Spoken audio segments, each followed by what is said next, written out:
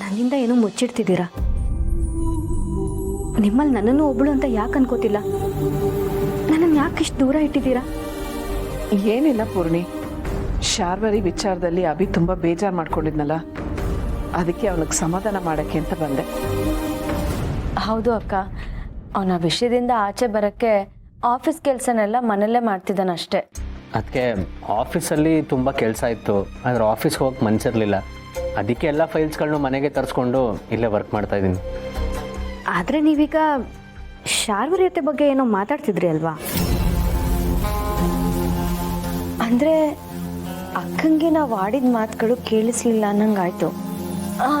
ಅದೇ ಅಕ್ಕ, ಅಭಿ ಅವಾಗ್ಲಿಂದ ಶಾರ್ವರಿ ಅತ್ತೆ ಬಗ್ಗೆನೇ ಮಾತಾಡ್ತಿದ್ದ. ನಾನು ಹಾಗೆ ಕೇಳಿದ್ರೆ ತಪ್ಪು.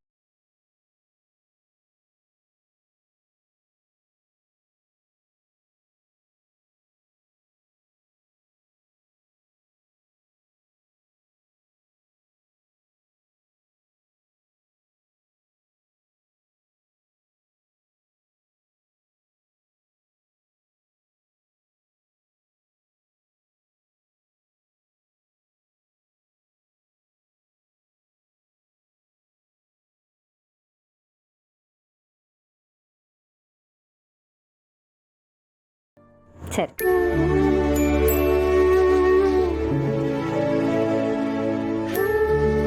ಪಾಪ ಅಕ್ಕ, ಎಷ್ಟು ಇನ್ನೋಸೆಂಟ್ ಅಲ್ವಾ?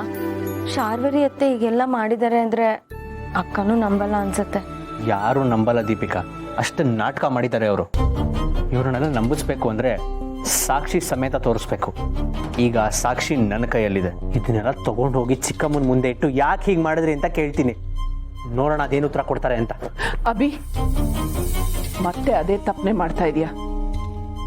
ನೇರವಾಗಿ ಎದುರಿಗೆ ನಿಂತು ಯುದ್ಧ ಮಾಡೋರ ಜೊತೆ ಹೇಗಾದರೂ ಹೋರಾಡ್ಬೋದು, ಆದರೆ ಬೆನ್ ಹಿಂದೆ ಈ ರೀತಿ ಚೂರಿ ಹಾಕೋರ ಜೊತೆ ಯುದ್ಧ ಮಾಡಬೇಕು ಅಂದಾಗ ಈ ರೀತಿ ನೇರವಾಗಿ ಹೋರಾಡೋದು ತಪ್ಪಾಗತ್ತೆ. ನಿನಗೆ ನನ್ನ ಮಾತು ಅರ್ಥ ಆಗ್ತಾ ಇದೆ ಅಂತ ಅನ್ಕೊಂಡಿದ್ದೀನಿ. ಮೊದಲು ಈ ವಿಷಯನ ಯಾರಿಗೆ ಹೇಳಬೇಕು ಅನ್ನೋದನ್ನ ಯೋಚನೆ ಮಾಡು. ಅಕಸ್ಮಾತು ನೀನು ನೇರವಾಗಿ ಶಾರ್ವರಿ ಹತ್ರ ಇದನ್ನೆಲ್ಲ ಕೇಳೋದೇ ಆದರೆ ಅವಳು ಮತ್ತೆ ನಾಟಕ ಮಾಡಿ ಈ ಸಾಕ್ಷಿಗಳೆಲ್ಲ ಸುಳ್ಳು ಅನ್ನೋ ಹಾಗೆ ಮಾಡ್ಬೋದು. ಶಾರ್ವರಿನ ಕೇಳೋದ್ರಲ್ಲಿ ಏನು ಪ್ರಯೋಜನ ಇಲ್ಲ. ನಾವಿದನ್ನೆಲ್ಲ ಹೇಳಬೇಕಾಗಿರೋದು ಬೇರೆಯವ್ರಿಗೆ. ನಿಜ ಅಮ್ಮ, ಹಾವನ್ನು ಹಿಡಿಬೇಕಾದ್ರೆ ನಾವು ನಾಜೂಕಾಗಿ ಇರಬೇಕಾಗುತ್ತೆ.